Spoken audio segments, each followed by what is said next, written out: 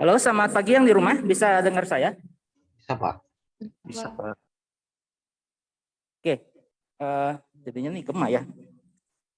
Kalau gitu,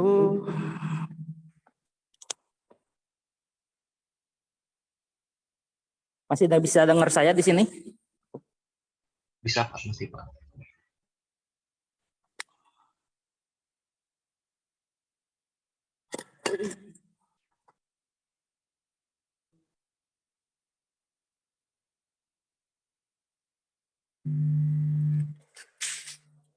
Apakah masih bisa dengar saya? Masih, Pak. Masih. Terdengar, Pak. Bisa didengar ya? Oke. Soalnya ngegema tadi. Eh, baik. Hari ini kita akan melanjutkan pembahasan kita tentang muatan listrik sampai nanti kemudian nanti kita akan sampai ke medan dan gaya listrik dari muatan yang kontinu ya. Jadi muatan yang kontinu itu secara fisik itu bentuknya ya kayak gini, kayak meja ini, kayak ini meja, kemudian seperti kabel, seperti logam dan lain sebagainya. Dan juga yang berkaitan dengan apa itu namanya, tidak harus bentuknya itu apa namanya, sebetulnya bentuknya itu tidak harus padat, namun sebetulnya dia juga bisa seperti ini, seperti halnya spidol ya, yang menempel, tinta spidol yang menempel pada papan tulis ya, karena ini terbuat dari tinta ya, tinta yang mungkin dia itu dari bahan organik atau anorganik dengan papan yang dia itu dari kayu gitu ya, yang kemudian dia dilapisi. Nah, gaya ini ya, gaya listrik itu adalah itu tadi, tarikan atau dorongan yang dialami oleh partikel, oleh benda ya, karena dia memiliki muatan yang berbeda atau sama ya. Jadi ada interaksi dua buah muatan atau dua buah partikel atau dua buah zat yang dia itu tolak menarik atau tarik menarik. Nah, menurut rekan-rekan di kelas nih misalnya, antara tinta dengan papan tulis itu tolak menolak atau tarik menarik? Tarik menarik. Kalau minyak dengan air, tarik menolak. Sejelas itu kan ya. Nah, kalau misalnya Anda bikin bubur antara, atau nggak usah bubur deh, dan kau instan, antara susu bubuknya dengan airnya, kira-kira menurut Anda hidrofilik atau hidrofobik? Senang air atau tidak senang air? Senang air. Gaya tarik menarik. Gitu loh. Kalau misalnya Anda mengecek itu susu bubuk dengan minyak, menurut Anda gimana? Hidrofobik ya? Hidrofobik ya kan? Kalau yang satu lagi hidrofilik, ya kan? Nah, itu salah satu kenapa gaya listrik atau gaya elektrostatik itu penting. Karena dia sehari-hari itu kita lihat gitu loh. Bahkan baju kita ya, kenapa ada yang warnanya hitam, warnanya hijau, warnanya oranye dan lain sebagainya, karena serat-serat dari benang dengan tintanya nempel gitu loh, tarik menarik gitu. Nah, makanya gaya elektrostatik itu hampir seperti yang sering kita jumpai kalau di mekanika. Kalau di mekanika apa yang paling dominan? Gaya apa yang paling dominan kalau di mekanika? Gravitasi gitu loh. Sealamiah itu ininya, keberadaannya. Dan di kuliah yang lalu itu sudah diterangkan bahwa mengapa kita punya gaya listrik itu atau medan listrik, yaitu karena setiap benda yang ada di alam semesta itu pasti terdiri dari atom. Itu kita sepakati dulu gitu loh. Kalau dia terdiri dari atom berarti dia pasti punya neutron, pasti punya proton, pasti punya elektron.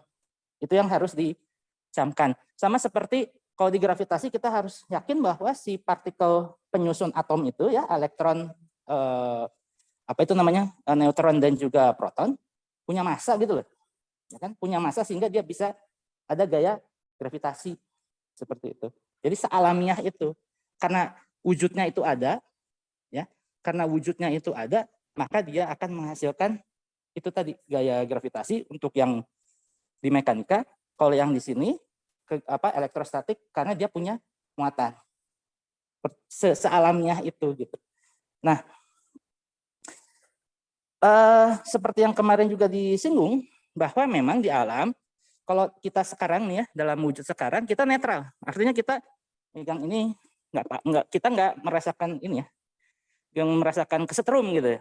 Ya, tidak merasakan kesetrum karena badan kita sendiri itu sebetulnya stabil. Ini dalam kondisi stabil. Ini dalam kondisi stabil.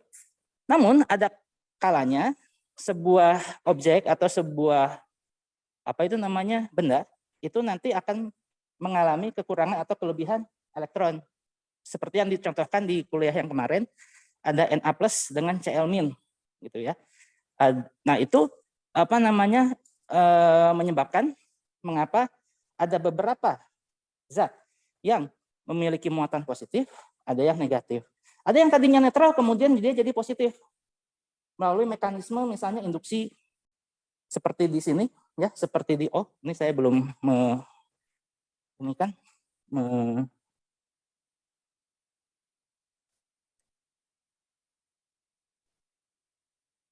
bisa lah.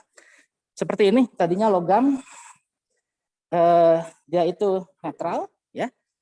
Sebuah logam yang tadinya netral. Nah, ini saya kalau ngasih ini ke ini juga ya. Jadi meta ini ya. Meta nerangin ke papan sama harus ngeliat ke sini. Jadi di sini sebuah bola logam tadinya netral gitu ya.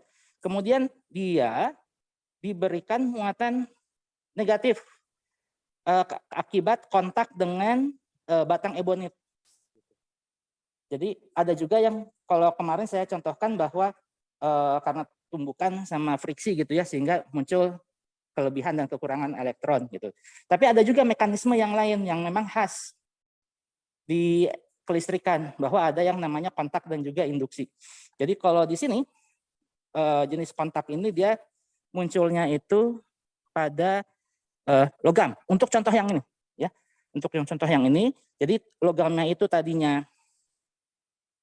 netral, kemudian dia didekati oleh batang ebonit, di mana batang ebonit ini kulit terluarnya atau bagian permukaannya kalau diteliti menggunakan mikroskop itu ternyata elektronnya yang banyak gitu ya. Banyak elektronnya yang di situ. Nah, kemudian karena kontak antara ebonit dengan metal sphere itu adalah cangkang bola atau cangkang bola lagi. Logam berbentuk cangkang atau logam berbentuk bola sehingga dia menjadi negatif gitu.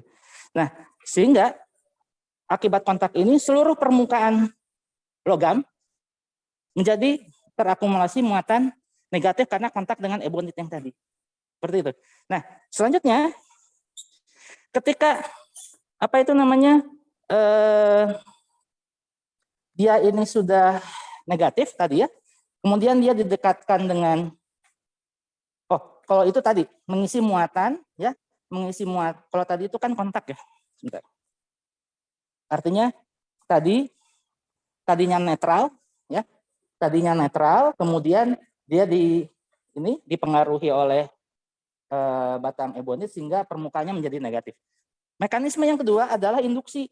Nah, kalau induksi ini seperti ini. Jadi pada mulanya bola logam ini dia ada muatan positif sama negatif. Ya, ada muatan positif sama negatif. Kemudian didekatkan ebonit yang bagian permukaan luarnya itu negatif. Nah, akibatnya akan ada akumulasi muatan positif yang di dekat ini, yang ebonit gitu.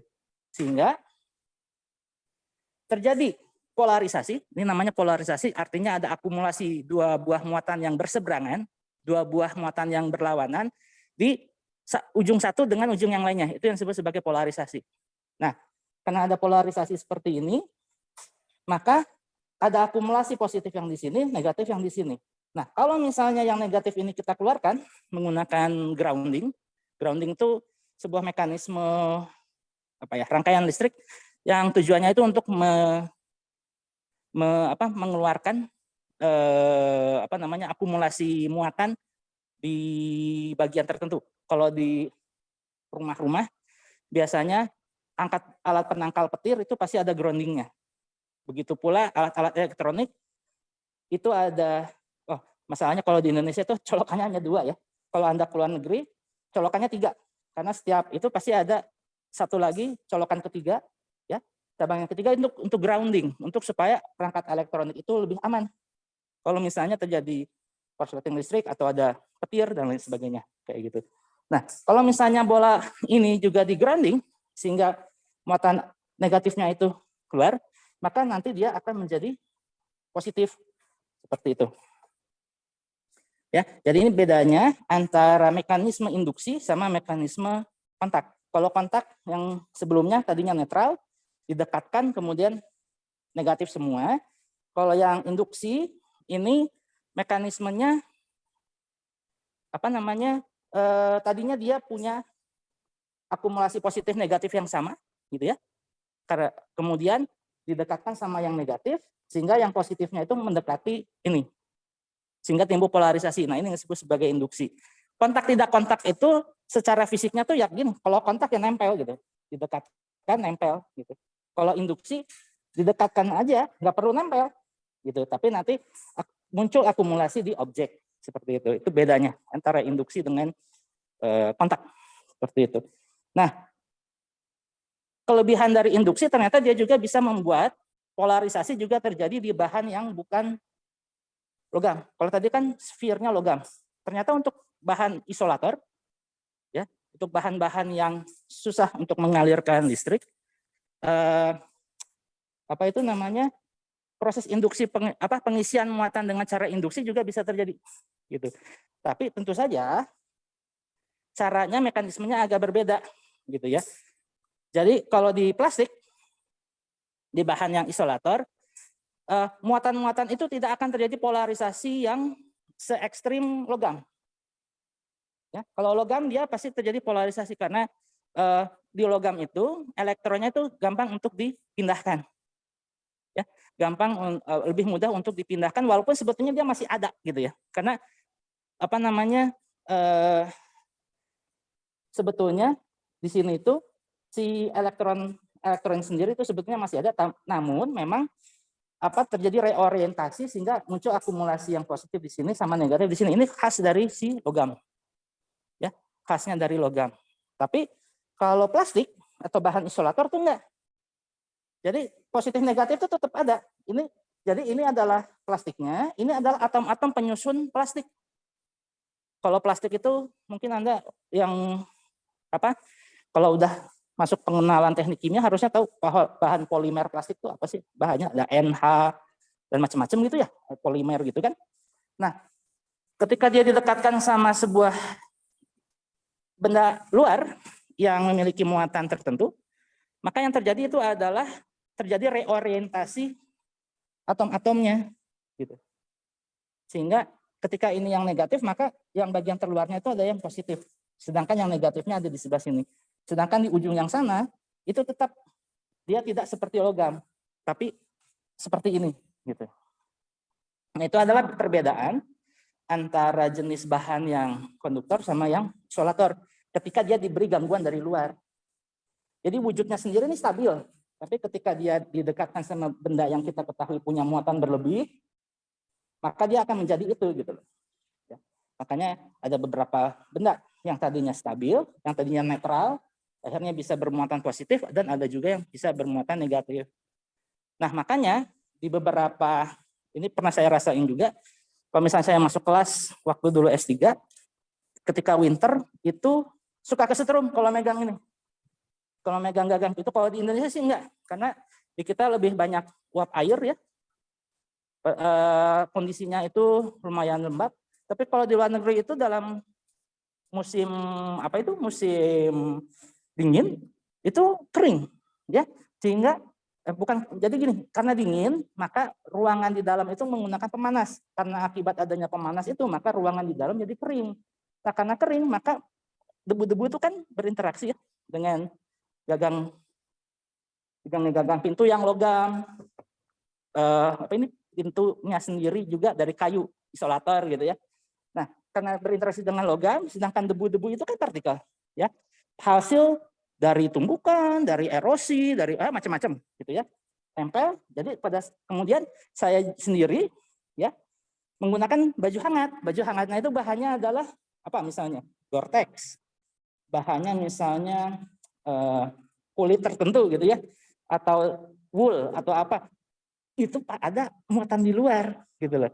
Karena bahan organiknya itu ketika saya pegang gagang pintu kesetrum gitu. Padahal bukan alat elektronik kan. Pintu mekanik biasa aja kayak gini.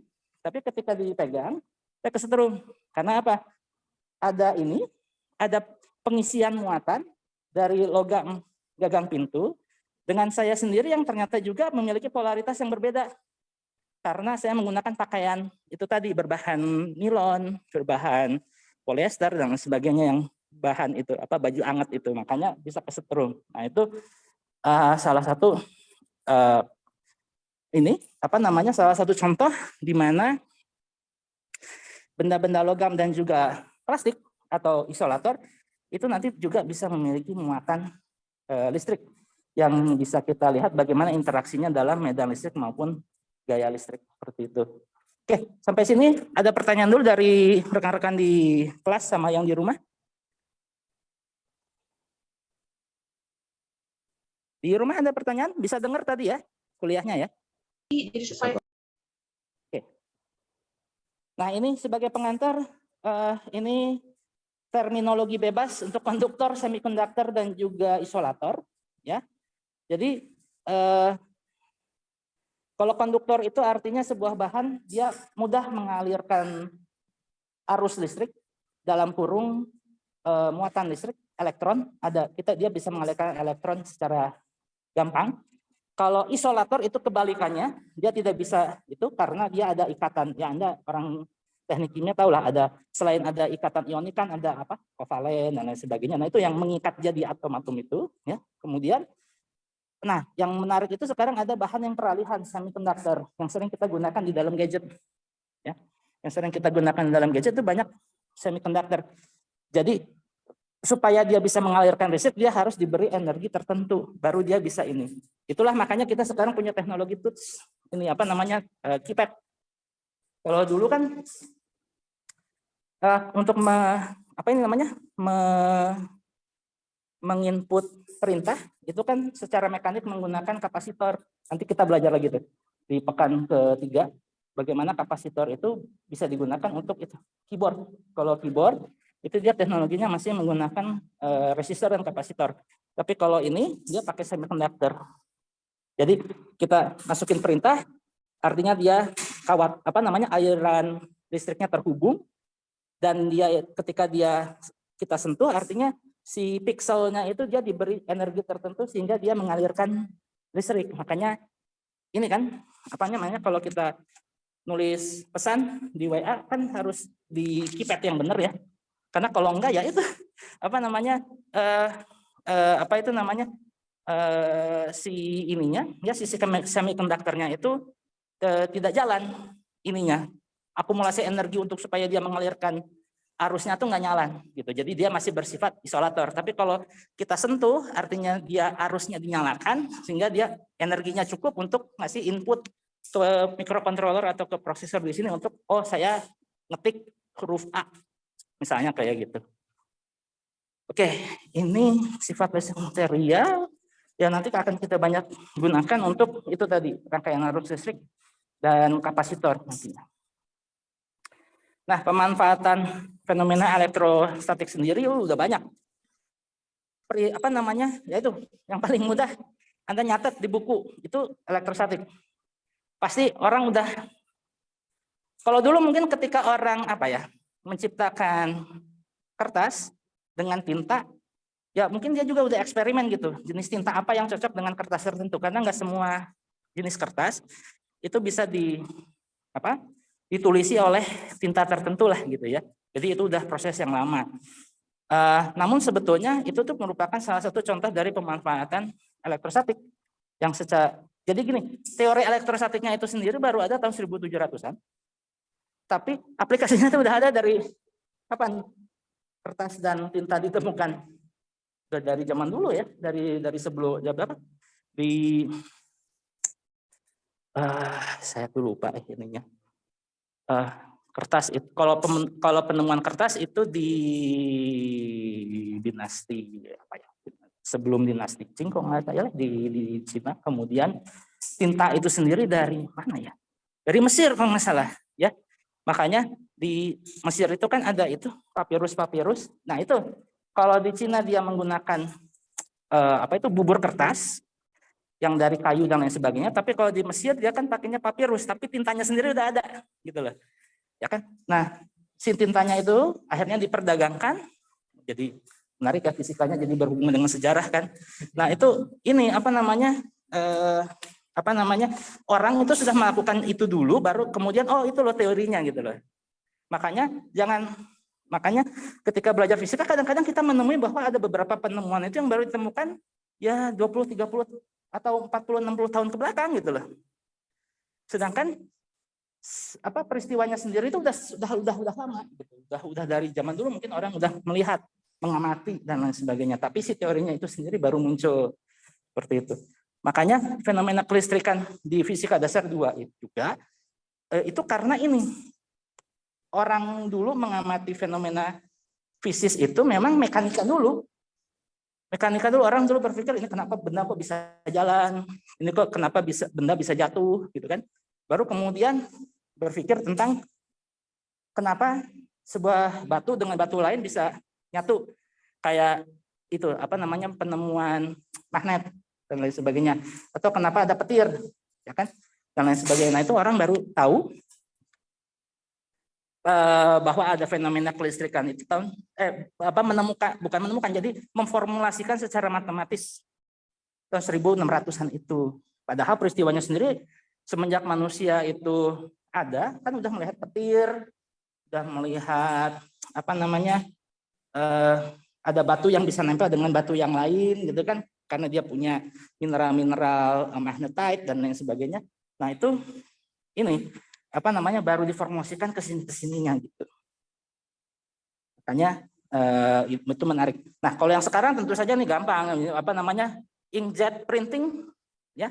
Antara inkjet itu hebat dalam arti si bubuk tintanya itu secara tepat bisa nempel di kertas itu gimana? Itu kan artinya dia satu kertas itu dia bikin grid. Nah, ini udah masuk teknik autis ya, kadang-kadang saya suka cerita yang out of context, tapi ada hubungannya dengan aplikasi. Misalnya, kalau Anda kan nulis kan sebetulnya berdasarkan ini, goresan tinta. Kalau komputer tuh enggak, dia tuh betul-betul si kertas itu di-scan. Dia bikin grid. Habis itu dia tentukan, di grid ini saya harus kasih tegangan berapa supaya tintanya itu merah. Ini grid ini, saya harus kasih tegangan berapa volt supaya saya kasih tinta hitam. Ya kayak gitu. Nah itu yang digunakan sama inkjet printing. Inkjet itu yang pakai bubuk, tahu nggak? Yang besar, yang mahal, yang tintanya itu bubuk. Nah itu seperti itu. Kenapa bubuk? Karena kalau dia itu nanopartikel, partikelnya itu kecil, artinya kemampuan dia untuk menggores satu itu tuh lebih teliti gitu, lebih lebih akurat gitu. Beda dengan ini. Kalau ini kan bolpen, ukurannya itu kan paling 0,1 mm ya. Mau boxy, mau zebra, mau BIC, mau merek-merek apapun, ukurannya segitu. Tapi kalau tinta inkjet, ukurannya lebih kecil bisa. Makanya kita kalau di Word, itu bisa set seberapa kecil kan fontnya. Nah, seakurat itu gitu loh. Dan itu adalah teknologi tahun 80-an. Sekarang tahun 2020. Ya, jadi lebih sekarang teknologi yang sama mungkin akan diaplikasikan untuk yang lain, misalnya bedah bedah laser, kemudian yang lain sebagainya. Itu dari itu scanning itu tadi elektrostatik itu supaya presisi betul bahwa si bubuk dari inkjet itu nempel di kertas secara spesifik gitu loh. Nempelnya itu kan dengan elektrostatik seperti itu. Kemudian fotokopi, ini yang paling jadul ya. Yang paling jadul fotokopi ya. Itu juga menggunakan teknologi elektrostatik. Powder coating nanti Anda misalnya, tapi nggak tahu ya, Anda di teknik kimia mungkin kalau ketika dapat barang tertentu kan nggak ngulik tuh si barangnya itu misalnya dia di coat pakai apa dan lain sebagainya. Karena coating itu penting supaya tidak terjadi kebocoran, tidak terjadi pemanasan berlebih pada mesin dan lain sebagainya, maka harus ada coating. Mungkin teman-teman yang dari mana itu teknik fisika atau teknik mesin yang bikin-bikin kayak gitu mungkin yang lebih ini. Tapi kalau di pekerjaan kadang-kadang saya orang geofisika kadang alat rusak ya harus jadi montir dadakan gitu kan. Anda orang teknik pangan, teknik bioenergi ketika alat rusak jadi harus buka manual jadi teknisi dadakan gitu kan. Nah itu harus yang gini-gini Anda itu sekalipun dia itu tidak pinpoint dengan profesi, tapi ya harus dimengerti, harus dipahami karena suatu waktu ya bisa jadi profesi dadakan seperti itu, harus memperbaiki sendiri dan lain sebagainya gitu loh. Kalau saya pengalamannya dulu ketika ngukur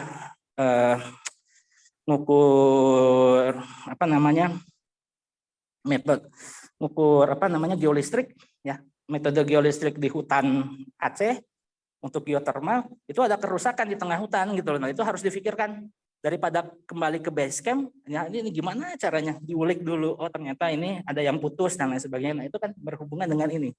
Fisika dasar bagian kelistrikan gitu ya, seperti itu. Nah, dari tadi kita ngomongin masih pendahuluan. Nah, ini kita masuk ke ininya. Ke intinya. Nah, Medan, kita sering mendengar Medan. Kalau Medan yang sering kita dengar di bahasa Indonesia itu kan ibu kota Provinsi Sumatera Utara. Tapi maksud Medan di sini tuh adalah sebuah lingkungan pengaruh. Jadi maksudnya keberadaan saya di sini, pengaruhnya di Anda itu apa? Gitu loh. Secara fisik ya, bukan secara psikologis. Karena kalau keberadaan saya di sini membuat Anda takut, keberadaan saya di sini membuat Anda tegang, membuat Anda senang, membuat Anda tidak bahagia. Nah itu psikologis ya, itu bukan bagian dari fisika. Tapi kalau fisik, ketika saya ada di sini, maka pengaruhnya pada Anda itu apa? Menghasilkan Anda dekat saya atau menjauh gitu loh. Kalau fisik begitu. Ya, kalau secara fisik ketika saya ada di sini yang punya wujud seperti ini dengan muatan, artinya kalau saya punya wujud artinya saya punya massa, saya punya muatan listrik. Anda juga sama kan? Anda juga sama gitu ya. Yang membedakan saya dengan Anda itu saya posisinya di sini, Anda posisinya di sana. Nah, artinya medan saya terhadap Anda itu gimana?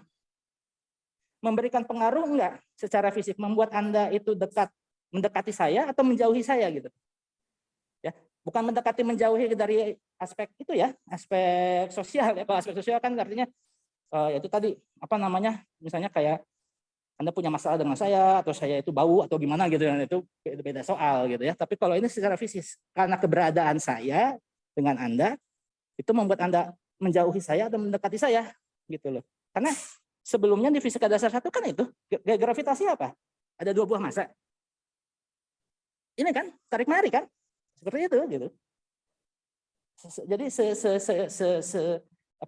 analoginya sesimpel itu sebetulnya. Namun memang yang menjadi kompleks di kemudian hari itu adalah matematikanya gitu. Matematikanya karena fisika, kimia kalau nggak dijabarkan secara matematik tidak bisa universal gitu loh. Jadi lokal, kalau saya menjelaskan fisika dengan bahasa Indonesia, ya orang bahasa Indonesia aja yang tahu, yang mengerti bahasa Indonesia aja yang tahu. Tapi kalau saya menggunakan bahasa matematik, maka orang di Yunani, orang di Amerika Serikat, di Peru, di apa, itu bisa mendalami ininya yang sama. Alur berpikirnya yang sama. Seperti itu. Jadi makanya dia dijelaskan menggunakan persamaan matematik, yang sayangnya nggak susah, kebalik. Yang sayangnya nggak mudah ya, yang sayangnya nggak mudah. Nah, medan itu sendiri atau lingkungan pengaruh memang ada yang skalar. Nanti akan kita lihat bahwa di listrik pun ada yang skalar, medan yang bersifat skalar. Tapi yang sudah Anda pelajari itu temperatur. Kalau saya di sini temperatur, kalau misalnya gini ya, jendela dari matahari itu menghasilkan radiasi panas, misalnya ya kalau di Bandung ya sekitar sekarang temperaturnya 24 derajat Celcius. Di dalam ruangan ini misalnya masih 20 derajat Celcius, berarti ada medan pengaruh kan panas ke situ ke dalam sini. Semakin lama temperatur di dalam ruangan akan menyerupai yang atau inilah terpengaruh lah gitu ya akibat adanya radiasi termal yang dari jendela gitu. Itu yang contoh medan skalar karena temperatur itu sendiri bukan vektor. Temperatur itu bukan vektor, tekanan bukan vektor. Apalagi? Nanti potensial listrik bukan vektor. Nah, ada juga yang vektor. Ya. Kalau tadi contohnya temperatur adalah medan skalar, maka temperatur itu sendiri berkaitan dengan aliran kalor. Kalau aliran kalor itu adalah medan vektor. Nah, begitu juga dengan di listrikan. Di kelistrikan nanti kita akan lihat bahwa ada medan listrik yang vektor, ada potensial listrik yang skalar. Dua-duanya itu medan sebetulnya, tapi dia punya terminologi yang punya terminologi yang spesifik, yang khas. Jadi kalau medan skalar listrik itu disebut sebagai potensial listrik, sedangkan kalau medan listrik ya medan listrik. Seperti itu. Jadi medan di sini artinya adalah kawasan pengaruh. Keberadaan saya memberikan pengaruh enggak, atau keberadaan elektron memberikan pengaruh enggak kepada sekitarnya. Itu yang dimaksud dengan medan sebetulnya. Ya, seperti itu. Dan kalau misalnya dilihat di kehidupan sehari-hari, ya ini medan skalar itu berkaitan dengan temperatur. Ini misalnya satelit cuaca, ya, satelit cuaca di mana ini di daerah Amerika Serikat bagian tengah, ada negara bagian Colorado, ada Utah, ada Wyoming, Kansas dan lain sebagainya. Nah ini sebaran temperaturnya. Nah sebaran temperatur ini menghasilkan medan temperatur, ya, menghasilkan medan temperatur. Nah akibat adanya medan temperatur itu ada yang namanya aliran kalor. Dalam cuaca aliran kalor itu dibawa sama angin. Makanya di sini ada panah-panah ini. Ini menyatakan aliran udara yang berhubungan dengan aliran kalor akibat adanya temperatur yang tadi itu. Gitu. Nah ini yang faktor menyatakan aliran dari angin atau aliran panas atau aliran kalor yang terjadi akibat adanya tadi sebaran temperatur yang tadi itu. Ya. Nah, jadi untuk membayangkan medan vektor, kita ada beberapa cara, yaitu menggunakan diagram, menggunakan garis, menggunakan serbuk.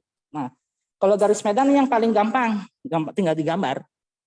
Kalau saya punya muatan positif, maka aliran medannya itu keluar. Kalau saya punya muatan negatif, maka saya punya aliran yang ke dalam. Ya, kalau yang negatif dia itu aliran medannya masuk. Kalau muatannya itu positif, dia alirannya keluar. Dan setiap garis medan itu tidak saling berpotongan. Tidak saling berpotongan. Oke. Nah, kalau ini representasi yang lain. Ini menggunakan graphite namanya, atau yang kalau di buku IPA itu seringnya kita taunya dia itu sebagai itu loh, yang serbuk itu, yang serbuk besi itu ya, yang sebaiknya. Nah, yang sudah pernah kita lihat dari contoh yang lalu sebetulnya medan gravitasi. Sama Pak Yudi dan Pak Abdul Muiz sudah pernah diajarin persamaan ini? Gaya apa ini? Gaya gravitasi. Itu tulisannya. Apa? Gravitasi. Ya. Jadi, aduh, nggak ada ini ya. Ya ini mohon maaf bagi yang ada di rumah, ini saya nulis di papan tulis. Jadi F sama dengan mg lah. F sama dengan mg. Ya, ini tuh asalnya dari sini. Ya, asalnya tuh dari sini, yaitu dari F sama dengan minus G besar M besar per R kuadrat dikalikan dengan ini. Ini ya kayak gini. Dikalikan dengan M kecil. Nah, gitu. Asalnya tuh dari situ. Jadi G, percepatan gravitasi yang kita gunakan di persamaan mekanika, itu sebetulnya adalah medan vektor. Sebetulnya. Bukan skalar, tapi memang dalam penerapan kita dulu di fisika dasar, yang dianggapnya skalar, karena untuk mempermudah aja. Gitu loh. Karena gerak yang kita tinjau itu kan cuman naik turun, kanan kiri, depan belakang, gitu kan. Sedangkan di kehidupan nyata gerak itu 3 dimensi. Maka komponen yang ke vertikalnya itu sedikit banyak dia dipengaruhi oleh gravitasi yang ke bawah, ke titik ini, ke titik pusat bumi. Bisa kuota internet Anda? Tidak. Gimana tuh yang di rumah? Salah. Aduh, bagaimana ini? Sebentar. Kita rencana cadangan.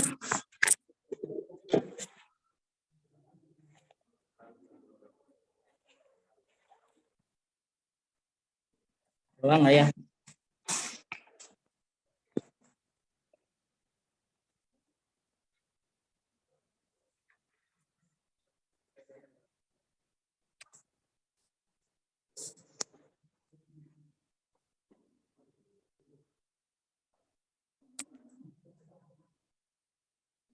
Aduh, gimana ini? Udah mau habis. Kenapa? Edurom. Oh iya.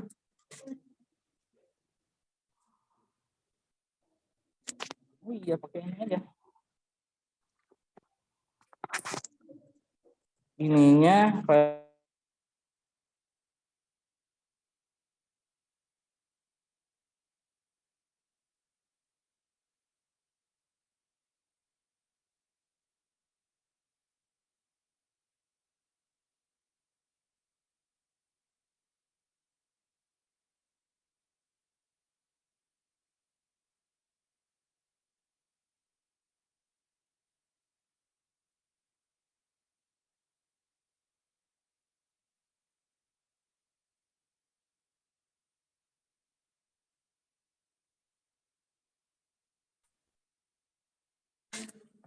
Oke, yang di rumah bisa dengar saya lagi? Bisa, Pak. Bisa. Oke, alhamdulillah. Ini pakai WiFi ya, bentar. Ininya yang bagus yang mana ya? Baik. Jadi, gaya gravitasi representasinya seperti ini, ya, seperti yang dilihat di layar, bahwa keberadaan dari massa bumi, ya, yang di tengah itu akan mempengaruhi partikel-partikel yang bermassa lainnya yang di luarnya supaya dia itu menjadi tertarik ke massa inti bumi, ya, massa inti bumi. Nah, G ini yang FMA ini, ya, yang FMG ini, G-nya itu sebetulnya adalah medan vektor yang membawa dia itu ke titik tengah dari si bumi. Nah, formulasi ini bahwa ada M besar yang berasal dari massa bumi dengan M kecil yaitu objek yang ada di sekitarnya. Formulasi bentuk ini sekarang akan kita gunakan untuk medan elektrostatik, ya, untuk untuk gaya ini, gaya elektrostatik. Nah, yang menarik adalah bahwa G-nya ini sendiri, ya, G ini sendiri sebagai fungsi dari R, dia itu adalah sama dengan minus G dikalikan M besar dibagi M kecil kuadrat, ada vektor satuan, ya, ada vektor satuan karena dia vektor. Nah, ini yang disebut sebagai medan gravitasi. Medan dalam kurung vektor gravitasi artinya lingkungan pengaruh, ya, lingkungan pengaruh dari massa M besar di sekelilingnya, gitu loh. Jadi seperti tadi ilustrasinya, keberadaan saya di sini pengaruhnya ke Anda tuh apa, gitu. Jadi kalau misalnya ada benda langit yang ada di sebelah atas, kanan, kiri, atas, depan, belakang dari bumi, itulah yang nanti merasakan si medan itu. Nah, formulasi ini nanti akan kita adopsi untuk listrik karena ternyata fenomenanya sama. Bahwa semakin dia mendekati objek atau si penyebab medan itu, maka medan yang dirasakannya lebih kuat. Sama seperti misalnya saya ngedeketin Anda gitu ya. Tegang nggak gitu, panik nggak gitu kan. Nah gitu.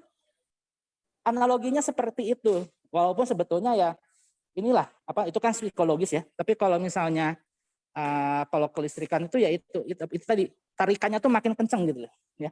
Gitu. Kalau di dunia fisik itu seperti itu. Nah, ini disebut sebagai medan vektor, medan skalarnya ada. Kalau medan skalarnya itu disebut sebagai C, R, dia itu adalah sama dengan minus G dikalikan M dibagi R. Ini juga sebagai medan skalar atau potensial gravitasi. Ya. Jadi ada dua buah medan vektor dan medan skalar. Kalau yang vektornya seperti ini, skalarnya seperti ini. Ini maaf ya yang di rumah, nih saya lagi pakai papan tulisnya nggak bisa disorot. Nah, yang prinsip yang sama nanti akan kita gunakan untuk kelistrikan. Ya.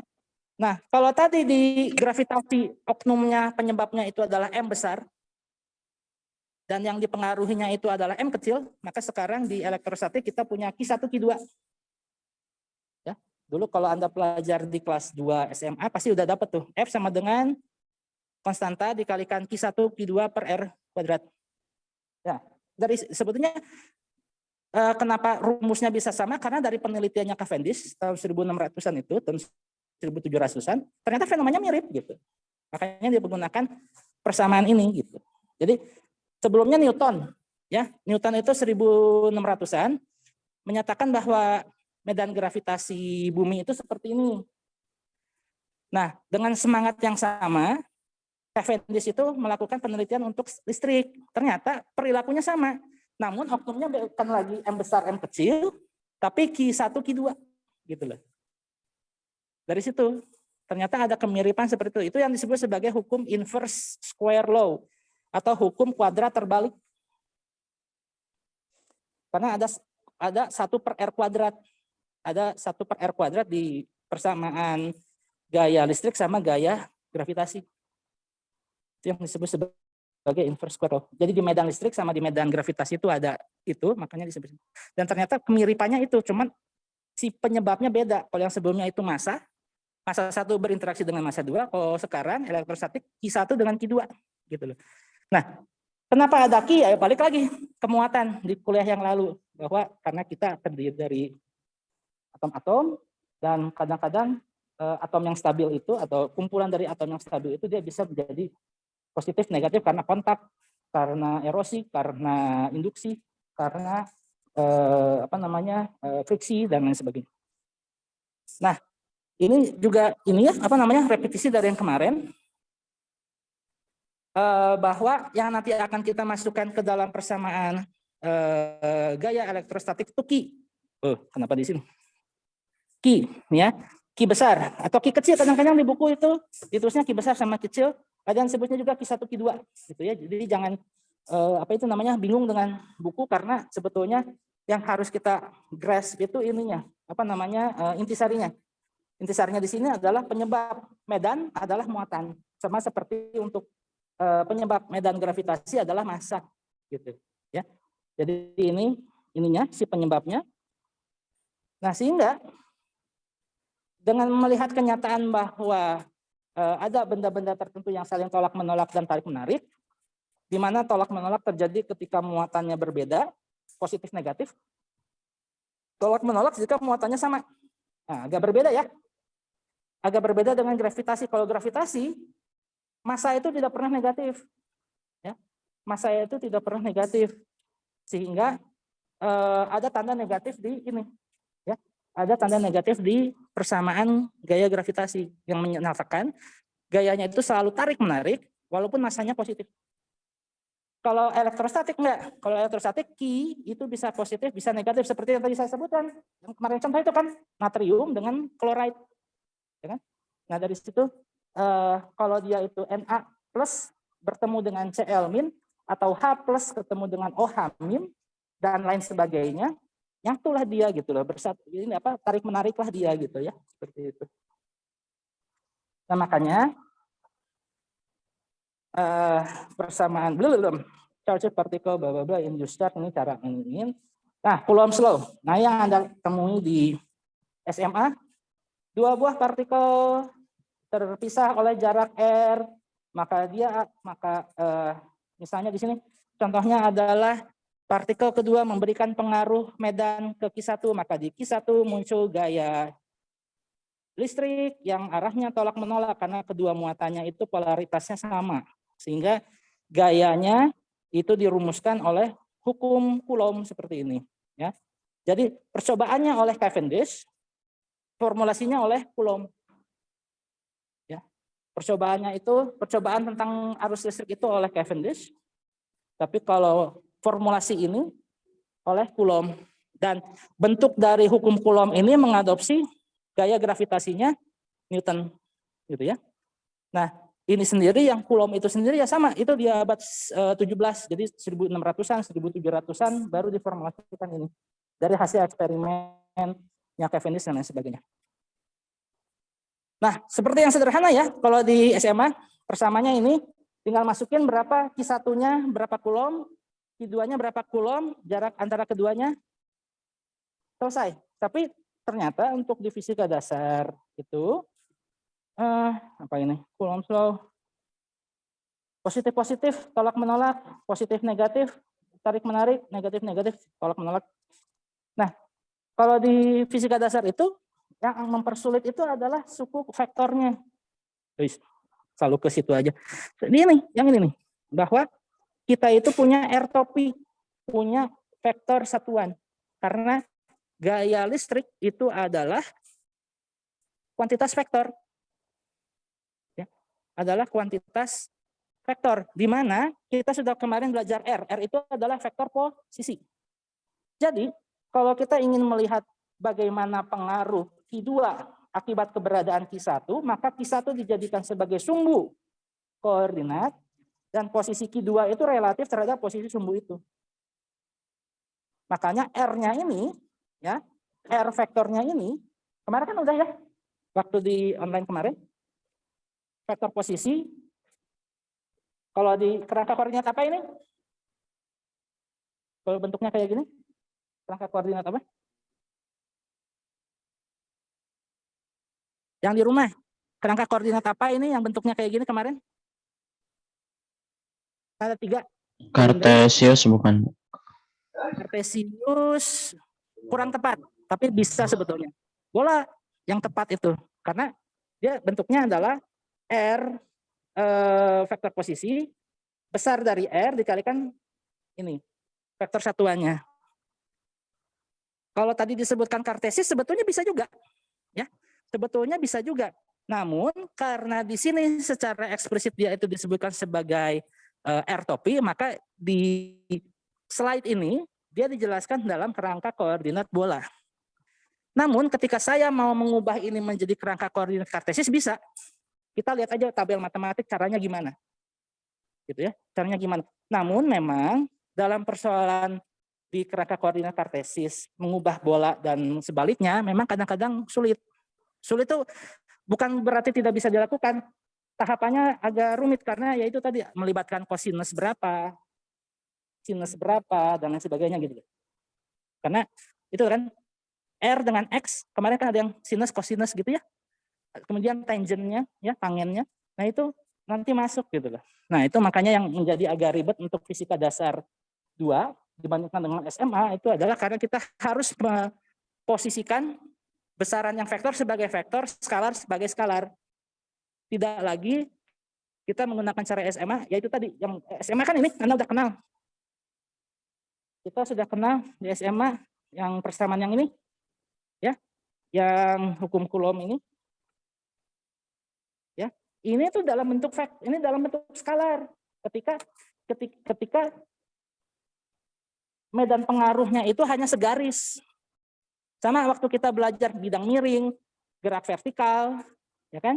Kalau peluru ya dia 2 dimensi, tapi ini kan segaris. Jadi akibat keberadaan, sorry, ini gimana caranya saya keberadaan? Akibat adanya Q1 dan Q2 ini, ya, ini maka tolak menolak dan tarik menariknya ini segaris gitu loh. Nggak mungkin dia itu tiba-tiba melenceng ke sini gitu loh. Nggak mungkin. Jadi dia segaris. Oleh karena itu dalam problem fisika dasar 1 kadang-kadang kita untuk mempermudah menggunakan skalar. Vektornya nggak begitu dipentingkan, nggak begitu diperhatikan. Oh di sini nggak bisa. Ketika kita melihat bahwa Q1, Q2 itu dalam ruang 3 dimensi, kita harus spesifik gitu.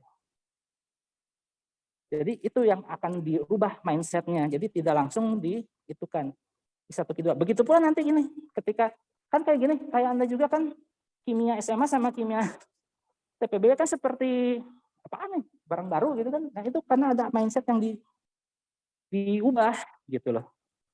Ada mindset yang diubah karena mungkin di SMA itu supaya lebih mudah penjelasannya, lebih ya ini ya persoalan sulit sains untuk anak-anak ya umur berapa sih SMA kan ya, masih seneng main gitu kan, masih seneng nongkrong gitu kan, supaya serius gitu loh kan ya, harus ada cara pembahasan yang tepat. Kalau di fisika dasar juga sama gitu. Kalau kelas 1 SMP udah diajarin vektor, kosinus, integral, nah, mabok lah itu. Jadi orang nggak akan ada yang jadi saintis atau engineer gitu ya. Udah aja nyanyi aja gitu kan, nggak udahlah. Tapi penyanyi juga kan kalau Anda lihat ini ya, itu fisika juga loh, karena untuk membunyikan nada tinggi, nada rendah itu kan berarti kan si diafragma itu kan ditebal tipiskan tuh ya. Nah itu inilah asik lah kalau dikait-kaitkan dengan sains sebetulnya. Oke, sampai mana tadi? Sampai ke kompleksitas tentang ini. Nah ini kayak gini contohnya. Ini yang mungkin nanti akan agak rumit. Jadi misal ada sebaran 3 buah muatan, Q1, Q2, Q3. Kita diminta untuk menghitung berapa gaya yang dialami oleh 2. Nah ini yang agak rumit adalah ketika matematika sudah masuk, maka ada konvensi dan lain sebagainya. Kalau di Indonesia, di ITB gitu ya, ini nih, ada ini kayak di sini tulisannya F32. F32 itu kalau di slide ini, karena ini saya ngambilnya dari MIT Open Courseware, dia pakai konvensi di sana, di MIT. Jadi ini artinya adalah gaya di partikel 2 akibat pengaruh 3. Kalau di kita, di ITB, justru kebalikannya. Jadi yang disebutkan di slide ini itu sebetulnya F2 akibat 3. 2 akibat 3. Jadi penulisannya kalau di Indonesia itu F23 sebetulnya. Di 2 akibat 3. Kalau di slide ini, karena dia diambil dari MIT Open Courseware, dia itu artinya F due to 3 in 2 gitu loh. Jadinya gaya di 2 akibat 3. Pokoknya kebalikan gitu ya. Makanya di sini untuk menghitung berapa gaya di 2 akibat 3 kita harus tahu dulu posisi 2 terhadap 3 gimana gitu. Jadi nggak semudah itu. Jadi tidak semudah memasukkan ini aja gitu. Nah, ini yang makanya agak sulit di fisika dasar 1 adalah ketika persamaan Coulomb yang semudah ini sekarang jadi ribet. Jadi gini. Nah, artinya di sini ketika ada 3 buah partikel ini saya juga bisa menghitung berapa F2 akibat 1 gitu loh. Kemudian nanti ditotalkan gitu. Jadi akibat adanya 3 buah partikel ini, maka di salah satu partikel saya bisa hitung berapa gayanya. Ya, akibat medan yang dihasilkan oleh Q1 dengan Q3, Q2. Begitu pula dengan di Q1, saya bisa menghitung berapa gaya yang timbul di Q1 akibat medan hasil dari Q2 dan Q3. Begitu pula yang di 3. Gitu. Nah, perhitungannya jadi ribet karena sudah melibatkan vektor. Jadi saya harus tahu vektor posisi, sini lagi. Vektor posisi titik 2 dari 3. Karena 3-nya ini kan sumber si penyebab medannya. Yang dipengaruhinya itu adalah yang 2. Makanya inilah vektor posisinya.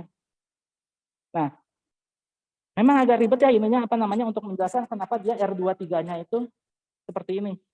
Ya, tapi sebetulnya sih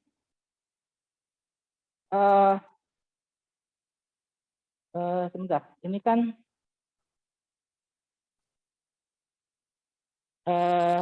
ini tuh oh iya.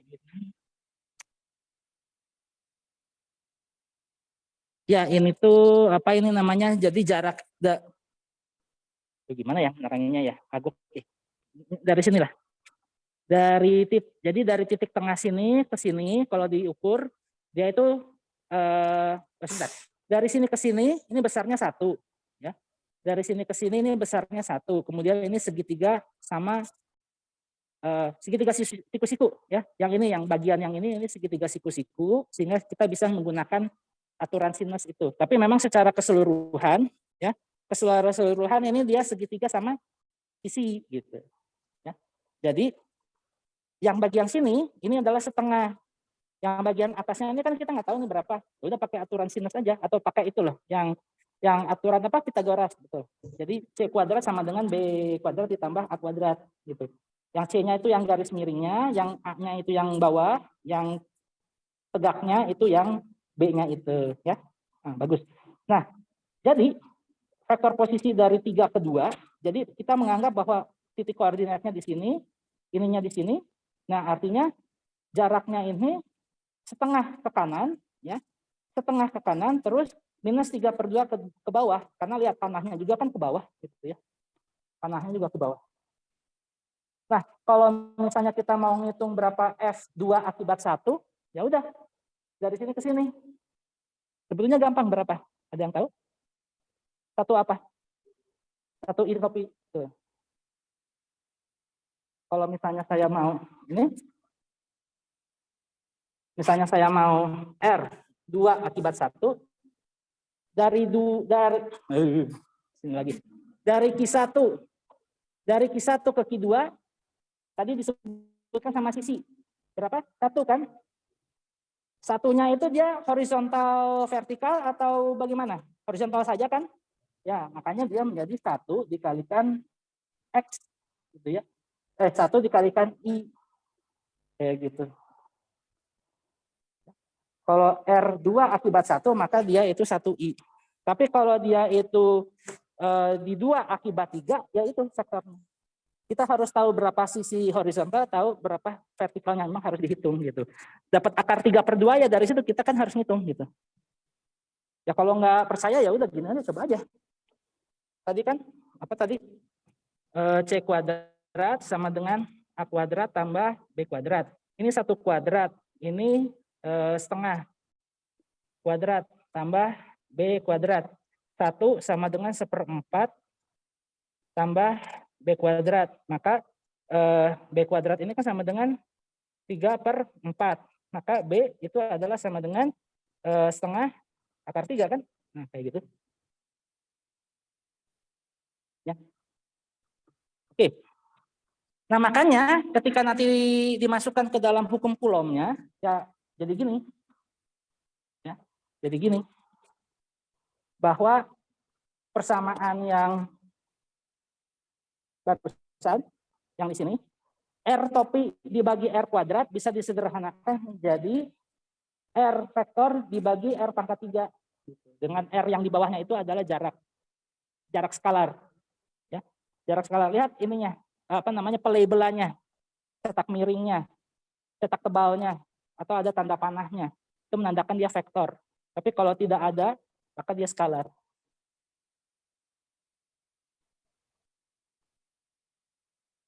Nah, kita lompat ke ini, ke pembahasan selanjutnya. Ketika Anda menjumpai sebuah kasus di mana ada 3 buah partikel seperti ini disebut sebagai diskrit. Diskrit itu tertentu. Sebaran partikelnya itu berhingga. Bisa dihitung pakai jari atau pakai counter atau di soal diketahui nilainya sekian. Gitu. Jadi mau dia itu nilainya jumlah partikelnya itu ada 2, ada 3, ada 1000, 10.000, selama dia itu countable, dia itu adalah discrete. Tapi kalau uncountable sangat rapat sehingga dia membentuk ini kan meja ini. Oh ya, oh ini tampil. Oh ya, sambil juga mengisi yang di SX ini juga diisi ya, karena ini kalau yang ini kan buat di sini. Kalau yang SX buat kami yang 80% itu ya, yang pakai yang SX. Sampai mana tadi? Oh ya, ini. Ini ya. Meja ini kan terdiri dari atom. Banyak kan? Uncountable kan? Bukan 1, bukan 1000. Nah, ini benda kontinu. Permukaannya ini kan kokoh gitu loh. Kejal. Kalau titik-titik kayak gini, ini discrete. Yang digambar ini, yang digambar contoh ini discrete karena hanya ada 3 partikel. 1000 partikel pun atau 1 juta partikel pun selama dia itu countable, dia itu discrete. Tapi kalau dia itu 1 juta tapi dia itu terdistribusi merata dan lain sebagainya dan tidak bisa dipisahkan antara satu partikel dengan partikel, yaitu kontinu. Nah, makanya nanti ketika nanti mempelajari bagaimana akumulasi total gaya, ada 2 pendekatan kontinu dengan yang discrete. Ya. Jadi sama seperti SAP kita, ya. Mana nih? Explorer. Nah, ini. Ya. Di ini SAP, ya, muatan listrik, gaya dari medan listrik oleh muatan discrete dan kontinu. Oh, nggak boleh. Jadi saya harus buka PDF-nya, nggak boleh pakai Adobe karena berbayar. Nah, ya udah gini aja. Open with, kita pakai, oh ya, choose another app. Always this app. Nah ini, supaya nggak meribetkan. Nah, ini ya gaya dan medan listrik untuk muatan discrete dan kontinu. Nah, kita spoiler dulu sebelum kita ke penjelasannya, kita spoiler aja dulu. Karena nanti pendekatannya cara menghitungnya berbeda.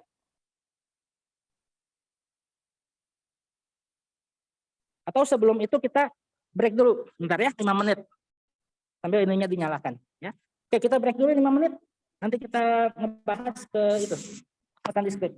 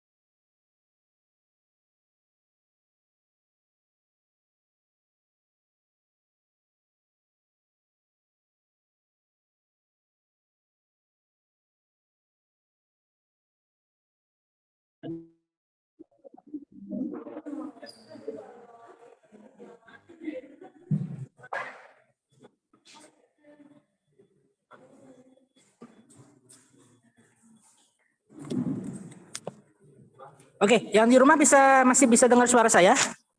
Bisa, Pak. Ya. Masih, Pak.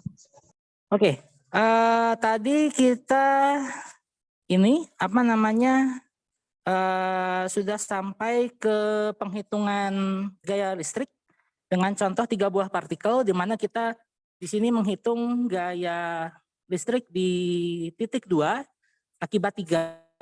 Nah, karena ada 3 buah partikel, maka di titik 2 itu ya, di titik Q2 itu maka dia akan menerima medan dari Q1 dan Q2 yang artinya dia akan mengalami efek superposisi. Ya. Superposisi yaitu adalah penjumlahan. Kalau misalnya ada 3 buah partikel, maka akan ada 2 buah medan yang mempengaruhi titik partikel yang dipengaruhi seperti itu. Makanya nanti penjumlahannya ini akan menjadi penjumlahan vektor. Ya, hati-hati, bukan penjumlahan skalar. Bukan 1 tambah 1 sama dengan 2, tapi satunya itu, wah bisa tuh. Tapi satunya itu dia punya arah kemana, gitu ya. Itu yang harus diperhatikan. Nah ini kalau misalnya saya Q1, Q2, Q3-nya konfigurasinya seperti ini, maka gaya listrik yang dialami oleh partikel 3 itu akibat 1 dan juga akibat 2.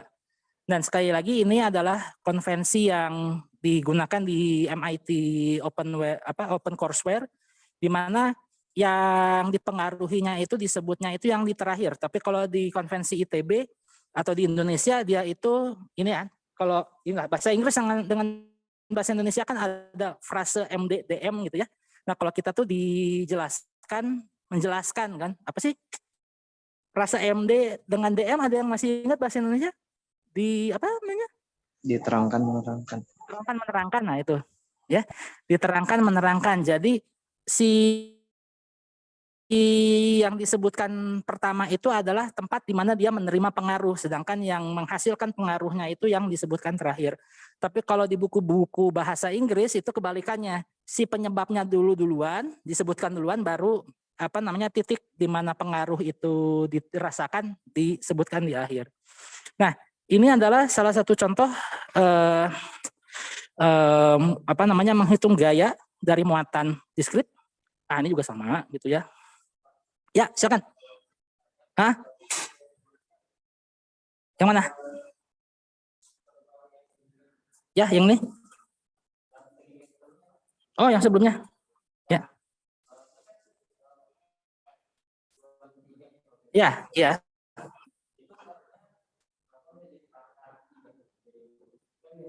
Oh, iya kan karena dari sini.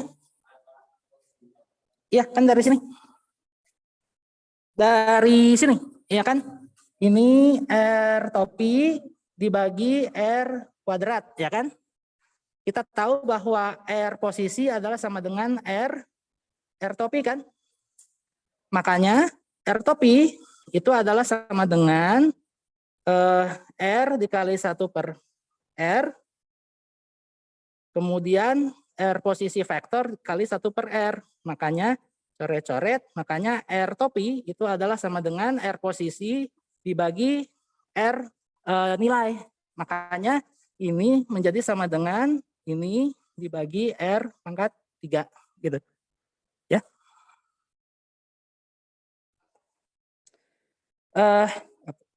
Oh ya, tadi sampai superposisi. Nah, kalau tadi kita udah belajar tentang gaya, maka yang disebut dengan medan secara matematis itu adalah kalau misalnya si total gaya yang dialami oleh partikel tersebut dibagi dengan nilai dari muatan yang dipengaruhi tersebut, maka disebut sebagai medan. Jadi tadi ya, misalnya tadi kan persamaannya F sebagai fungsi posisi itu adalah sama dengan 1 per 4 pi epsilon 0 Q1 Q2 per R kuadrat R topi gitu kan. Nah, jadi kalau misalnya saya mau F2 misalnya saya pengen konsentrasi misalnya di ini tadi apa namanya pengaruhnya dari sini misalnya kita ingin apa gimana ya penerangannya ya. Yang inilah misalnya kita tadi sudah menghitung berapa misalnya F gaya listrik di 3 akibat pengaruh 1 dan akibat pengaruh 2, maka totalnya ini kan yang ini. Ingat ya vektor ya. Kalau vektor itu dia punya arah ya, jadi ini Q1 Q3 di Q3 itu akan menghasilkan gaya ke sana. Ini positif sehingga dia tolak menolak, makanya arahnya menjauhi kan, menjauhi dari Q1.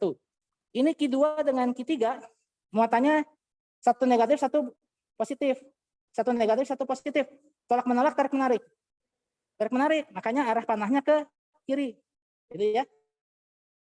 Nah, yang 13 yang 31 atau 13 dia itu ke kanan atas, yang 23 atau 32 itu dia ke kiri. Maka resultannya adalah yang ini ke sini, karena dia vektor, ya, karena dia menggunakan penjumlahan vektor, bukan skalar, ya. Makanya dia orientasinya seperti ini. Nah, F3 ini kalau dibagi dengan Q3, F3 ini kalau dibagi dengan Q3, maka akan kita dapatkan medan listrik total di titik 3. Nah, itu. Ya. Jadi kalau di kasus ini, di contoh yang ini ada kita punya F total di titik 3, yaitu F3 akibat 1 dan 2. Maka untuk tahu berapa medan total di titik 3 itu tinggal dibagi aja F3 ini dengan Q3. Maka akan saya dapatkan total medan listrik di titik tersebut. Makanya ada persamaan yang ini. Ya, makanya ada persamaan yang ini.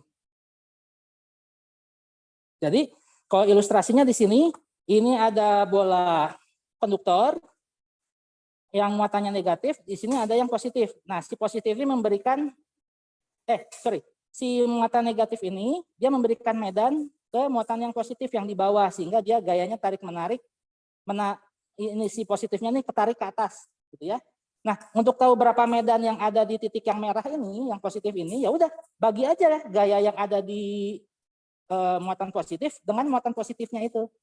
Makanya nanti akan saya dapatkan nilai dari E. Nah, hati-hati, Q1, Q2 bisa positif negatif. Ya. Kalau dia itu negatif, ya, masukin negatifnya. Ya. Masukin negatifnya. Jadi kalau misalnya Q1 itu misalnya minus 1 kulom, ya masukin minus 1 kulom. Kalau ini positif, Q2 positif, ya udah positif 1 kulom misalnya. Karena kalau dia itu tidak dimasukin, maka implikasinya nanti gayanya justru tolak menolak tarik menariknya nggak kelihatan. Ya. Tolak menolak tarik menariknya itu nggak kelihatan. Kalau di gaya gravitasi, si negatif itu sendiri sudah embedded, sudah tersirat, sudah ada di persamaannya, karena memaksa massa yang sama-sama positif menjadi tarik menarik gitu. Karena kalau nggak ada tanda negatif di persamaan gaya gravitasi, massa dengan massa tolak menolak dong gitu. Nah, kalau di sini tolak menolak dan juga tarik menariknya itu yaitu dari pasangan dari Q1 Q2-nya gitu. Jadi kalau misalnya di titik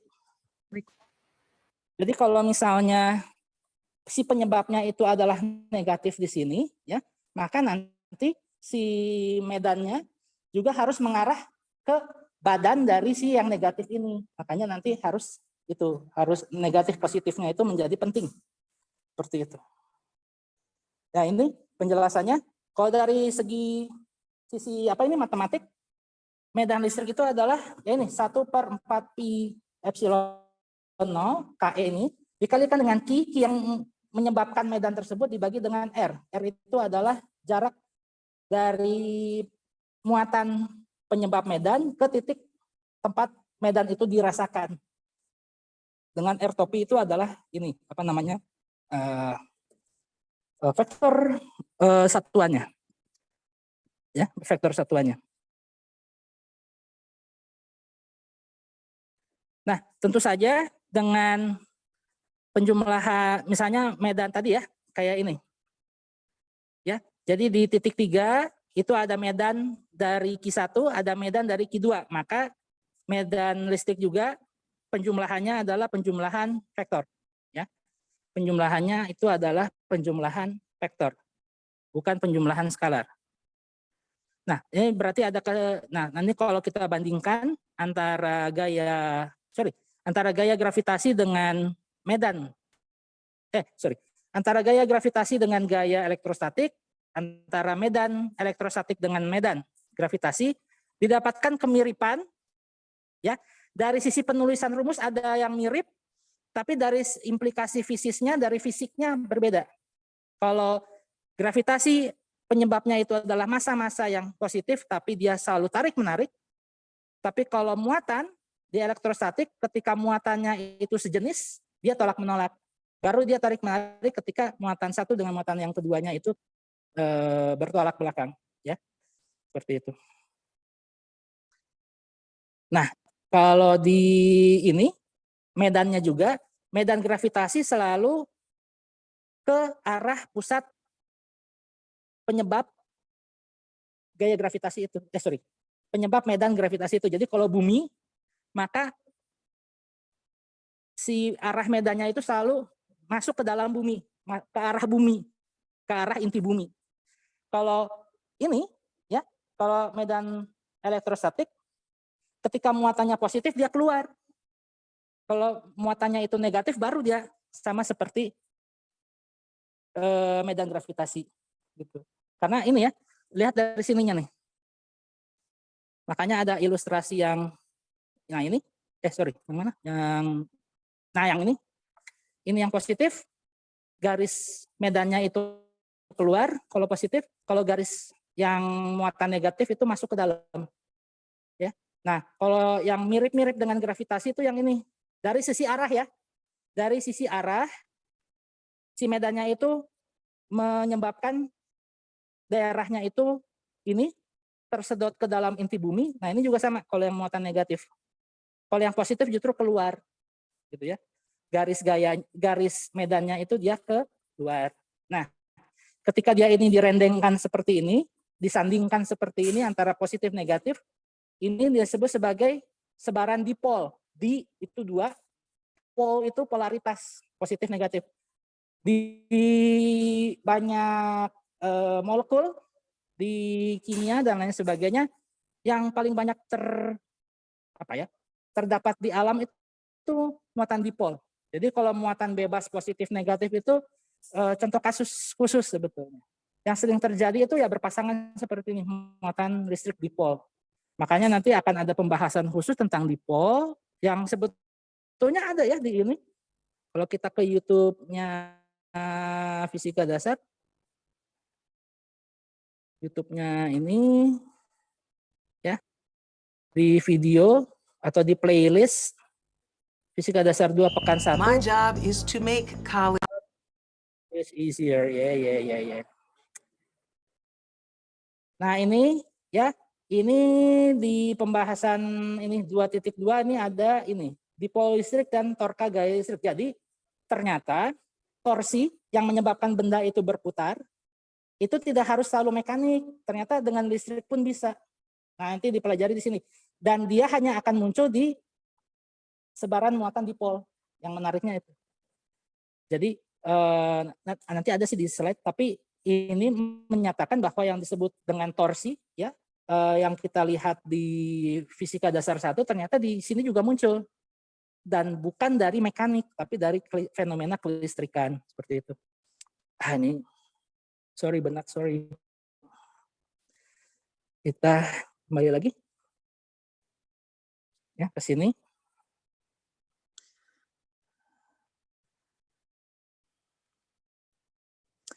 Nah, yang saya mau spoiler ke Anda itu tadi ada yang namanya sebaran diskrit dan kontinu.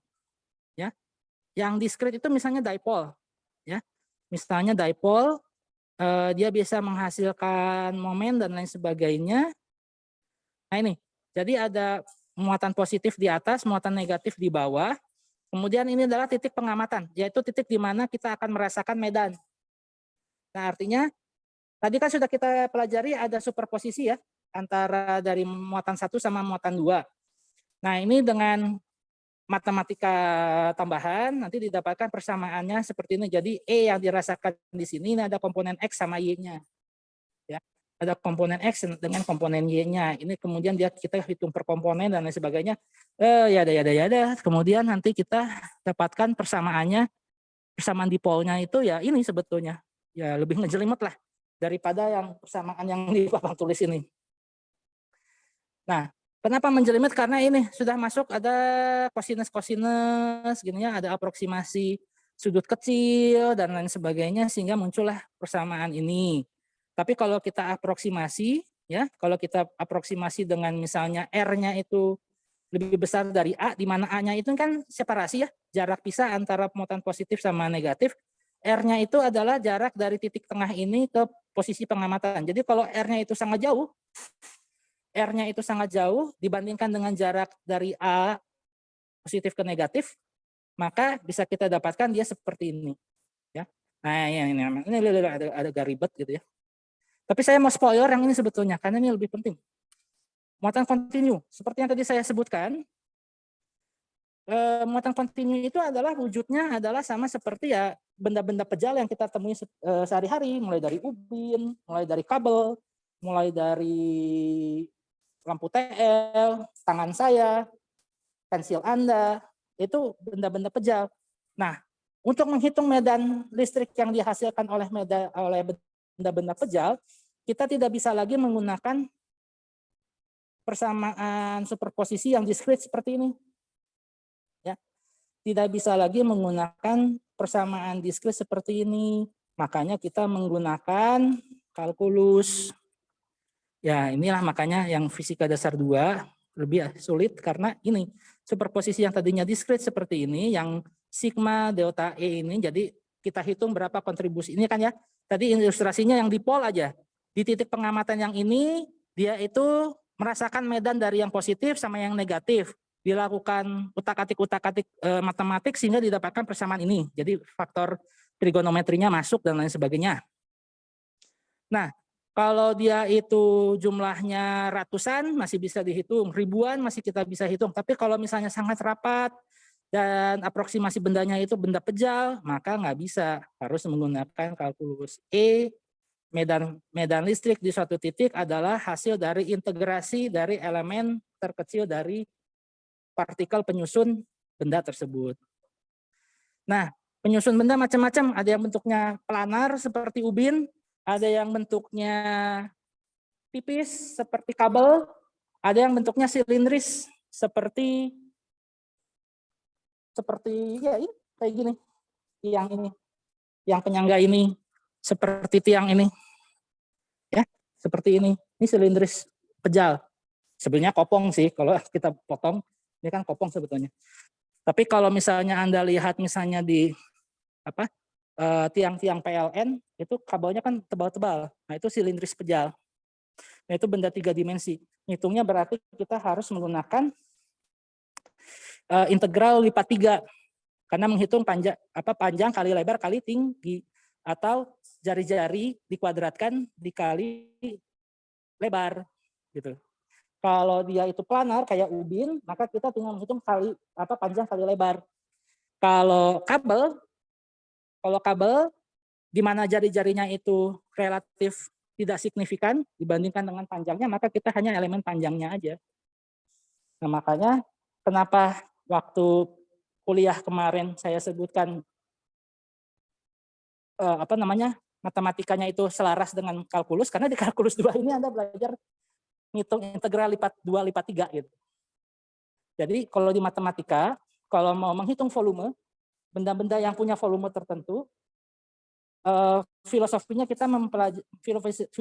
kita itu menghitung panjang kali lebar kali tinggi, luas balok kan, sama diadopsi untuk menghitung berapa medan listrik akibat itu tadi benda yang 3 dimensi.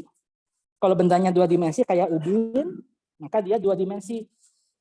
Jadi medan listriknya akibat luas dari ubin ini gitu.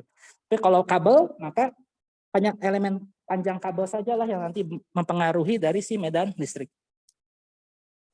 Nah, ininya kayak gimana? Macam-macam. Dan nah ini misalnya kabel. Ya, misalnya kabel panjangnya L, kita hitung berapa medan listrik di titik yang tengah ini. Ya. di titik yang tengah ini. Artinya Q-nya ya, Q besarnya itu adalah hasil dari integrasi deki.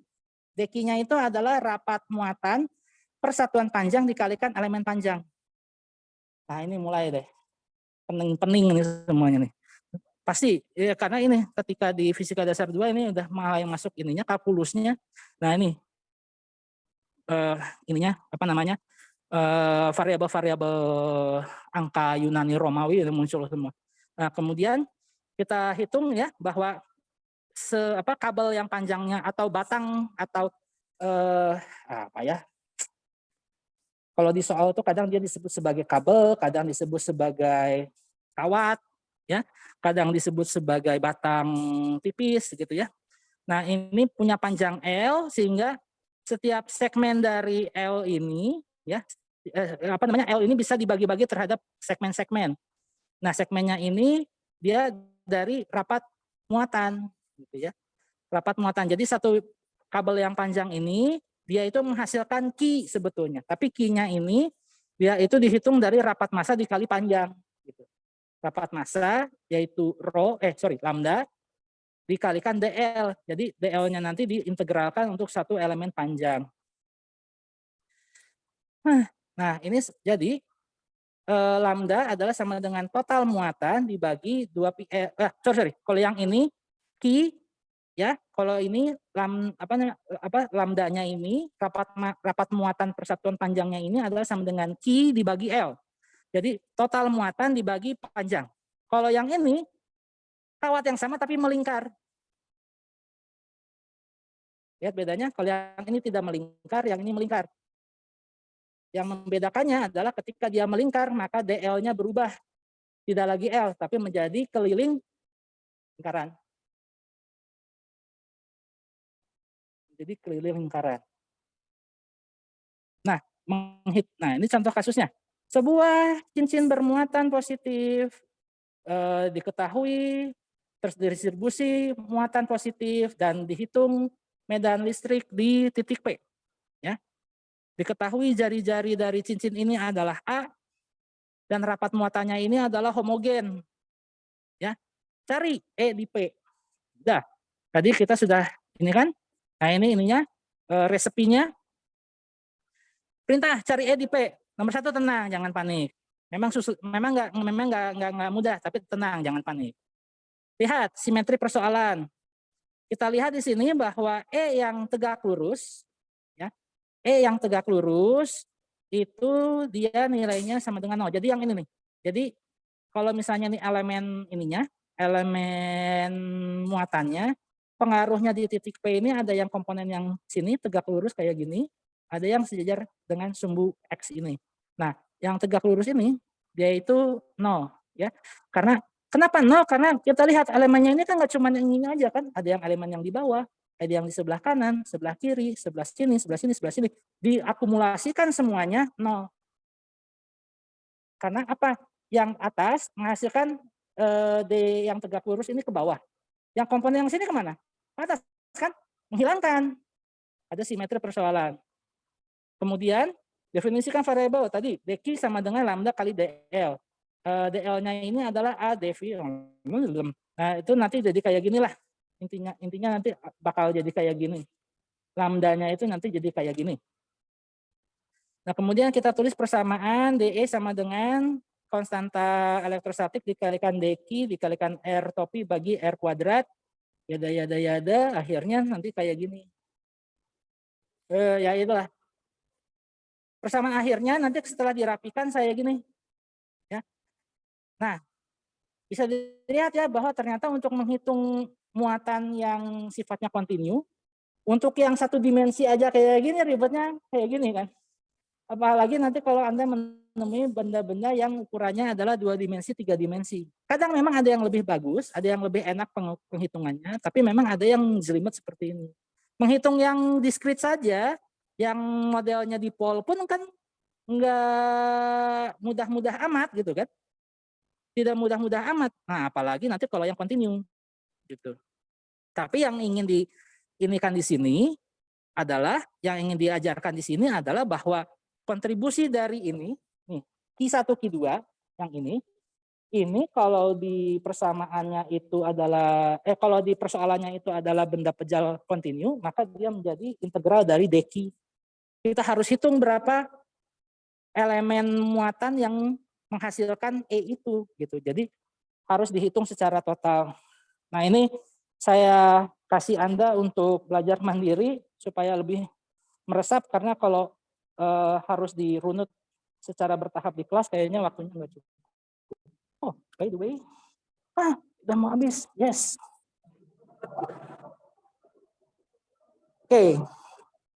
Nah, ini sebagai komparasi, hati-hati bagi teman-teman di TPB, kadang ketika bendanya yang tadinya mendatar seperti ini, ketika dia diubah menjadi vertikal kayak gini, bingung. Ya, padahal ini persoalan yang sama. Cuman sekarang orientasinya ngukurnya di atas, gitu ya. Nah, lihat apa yang terjadi antara yang di sini, yang konfigurasinya yang ini, sama yang ini. Sebetulnya dari formulasi sama, tapi ada hal yang berubah, yaitu orientasi dari ininya.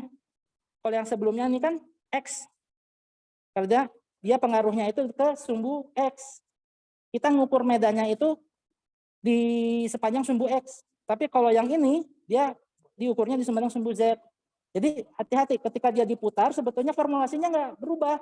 Cuman memang ada variabel yang menyesuaikan gitu dari sumbu X ke sumbu Z. Kalau dia dimiringkan lagi ke sumbu Y, ya ini nanti berubah lagi. Ya, jadi seperti itu. Artinya menghitung medan listrik, hati-hati orientasi dan lain sebagainya. Nah, kalau itu tadi yang cincin. Nah, sekarang kalau yang ini. Kalau yang kabel yang kayak gini, hitung berapa ini di tengah. Mirip kan persoalannya? Ini kan hitung P juga di tengah ya, tapi ini bendanya melingkar. Kalau yang ini bendanya lurus gitu. Jadi ini kabelnya ini saya ngitung di sini gitu. Nah, sama prosesnya kita hitung ininya dulu, dekinya dulu, R-nya, yada, akhirnya nanti dapat ini. Akhirnya nanti dapat ini. Coba di sini ada ininya nggak ya? Oh, di sini juga ada. Nah, ini misalnya juga persoalan yang mirip. Hitung medan listriknya sekarang bukan lagi di tengah, tapi di sini, di pinggir. Beda lah, apa namanya? Dekinya sama, R-nya beda. Karena kalau sebelumnya R-nya itu, ya, R-nya ini adalah dari elemen ini ke titik pengamatan, yang ada di sini, yang tegak lurus. Kalau yang ini sejajar, nih, dekinya ini disejajarkan dengan ini. Nah, formulasinya berbeda, sehingga nanti, nah ini resepinya ada di sini, ini dirunut saja, nanti dapat hasil ininya nanti seperti ini. Nah, ini yang benda 2D, cakram, kayak CD atau DVD. Nah, ini nanti juga kayak gini, ya, cari titik, ya kan mirip dengan persoalan cincin ya. Tapi sekarang tidak kopong di tengahnya, tapi ada isinya. Nah, kalau seperti ini maka dengan ya begini nanti akan didapatkan E-nya ini adalah seperti ini. Ya, E-nya seperti itu. Nah, kemudian nanti kalau misalnya E-nya ini dihitung apa? Ada aproksimasi, kalau misalnya X-nya itu lebih panjang daripada R, maka nanti persamaannya menjadi seperti ini. Kalau dia lebih kecil maka seperti ini. Nah, yang menarik itu adalah kalau X-nya itu lebih kecil daripada R, artinya ini. Jadi jarak X-nya kalau dia itu sangat panjang dibandingkan dengan R, maka dia seperti ini. Jadi persamaan apa tadi? Medan listrik biasa ya. Tapi kalau dia itu X-nya sangat-sangat pendek dibandingkan dengan R-nya, ternyata konstan. Nggak bergantung dengan jarak. Konstan dia. Ya. Jadi ini nanti yang akan kita gunakan untuk kapasitor. Kapasitor yang nanti kita akan gunakan untuk ini, HP dan lain sebagainya, prinsipnya ini. Seperti itu. Nah, ininya ternyata untuk muatan dipol ada kecenderungan bahwa E melemah dengan 1/R⁴. Untuk muatan titik 1/R⁴. Muatan garis juga melemah dengan 1/R. Sedangkan untuk muatan bidang itu bisa konstan. Seperti itu. Ini kesimpulannya. Nah, ini berkaitan dengan dipolnya. Lihat aja ya di video itu, di video yang punya Pak Muiz itu. Sedangkan untuk saya ini saya cuma kasih penjelasan di sini aja bahwa yang namanya torsi di mekanika ternyata di sini juga bisa muncul akibat adanya perkalian antara medan ini ya, medan apa ini namanya, medan listrik dengan dipol moment dan lain sebagainya. Dan ini hanya muncul pada si muatan dipol ya, seperti itu. Oke, topik pekan depan. Flux listrik, hukum Gauss, konduktor isolator, induksi, potensial listrik. Jadi ada cara yang lebih mudah daripada menggunakan integral cacing lipat 2, 3. Ada yang disebut sebagai hukum Gauss, itu menghitung medan listrik untuk medium kontinu yang ngitungnya lebih mudah gitu daripada yang ini, seperti itu. Oke, ada pertanyaan dulu? Sebelum kita tutup. Yang di rumah silakan kalau ada pertanyaan. Isi Pak, izin bertanya. Ya, silakan. Ya tadi Bapak tuh sempat menyinggung di kalkulus ada tentang integral lipat 3 untuk apa tadi yang silindris itu. Ya pertanyaannya kalau di kalkulus 1 kan pernah dipelajari mengenai volume benda putar tuh. Jadi bisa pendekatan itu tuh. Ya, sebetulnya bisa. Nanti kita lihat dia di hukum Gauss-nya. Ya. Kalau yang formalnya memang kita harus menghitung volumenya secara integral lipat 3, tapi nanti di pekan depan ada cara yang lebih mudah sebetulnya. Yang mirip-mirip dengan itu, yang mirip-mirip dengan itu, yang diajarkan di kalkulus. Mirip-mirip seperti itu. Jadi seperti itu ininya, apa namanya? Memang akan ada penyederhanaan, ya, ada penyederhanaan yang bisa dilakukan. Jadi tidak harus menghitung lipat 3 langsung, tapi menggunakan aproksimasi seperti itu. Nanti kita pelajari itu di hukum Gauss. Ya, itu jawabannya. Ada pertanyaan yang lain silakan. Ya. Sama ini Pak. Jadi kan tadi yang di slide itu ditampilkan apa kayak penurunan apa rumus-rumus yang ini sangat banyak gitu. Nah bagi kami ya mahasiswa kan mungkin di bidang teknik ya mungkin lebih ke praktisnya itu baiknya langsung gunakan rumus yang sudah jadi atau bagaimana itu? Oh, itu nanti di tingkat 2, tingkat 3 ya. Kalau di fisika memang harus basic science-nya dulu dipupuk. Ya. Tapi bukan berarti Anda harus menghafalkan semua cara, enggak. Jadi apa namanya di sini memang diperkenalkan bahwa untuk mendapatkan rumus jadi yang nanti akan dapatkan di tingkat 2, tingkat 3 itu ada prosesnya gitu loh. Dan di sini kita mengekspos itu gitu bahwa ini loh caranya yang formal itu seperti ini, baru nanti Anda dapat ininya. Karena di sini kan kita basic science-nya dulu diperkuat gitu. Supaya Anda tahu bahwa itu enggak langsung jadi gitu. Itu aja sih sebetulnya. Oke, baik, terima kasih. Mana ada pertanyaan? Untuk benda kontinu, misalkan seperti box itu kan. Kalau tadi benda listrik kita menghitung medannya itu pasti di luar medannya kan. Ya. Nah, kalau benda kontinu apakah medannya itu pasti di luar dari benda itu atau bisa jadi ada medan di dalam itu, titiknya di dalam benda itu, atau selalu medan itu pasti di luar? Pertanyaan bagus. Minggu depan ketika belajar hukum Gauss akan kita lihat bahwa pengukuran medan itu tidak selalu di luar.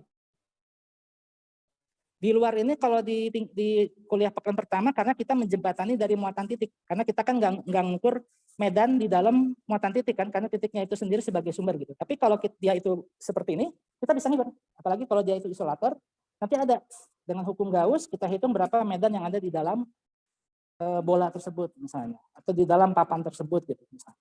Kayak gitu. Ada ininya. Jadi persoalan mengukur medan itu tidak selalu hanya berada di luar bendanya, tapi juga di dalamnya juga ada. Kayak bola itu di dalam bola, tapi yang bola penjal gitu, bola. Ya, ada. Yang cangkang pun ada, gitu. Tapi memang akan ada penyederhanaan gitu. Kalau kosong ya 0, kayak gitu. Oke, ada pertanyaan lagi? Oke, kalau tidak kita cukupkan pertemuan kita hari ini. Terima kasih atas perhatiannya. Kita ketemu lagi hari Senin besok dengan yang NIM ganjil di kelas, yang NIM genap di tempat masing-masing ya. Seperti itu. Oke, saya stop dulu sharingnya. Saya stop dulu rekamannya.